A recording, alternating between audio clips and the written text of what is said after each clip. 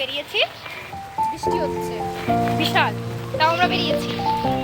ঠিক আছে, নেহা ফোন করেছে আমাদেরকে ওইখানে, সবাই চেনে, সামনে যাচ্ছি, আমি নিয়েতে যাচ্ছি। প্রচুর বৃষ্টি হচ্ছে কিন্তু আমরা বেরিয়েছি।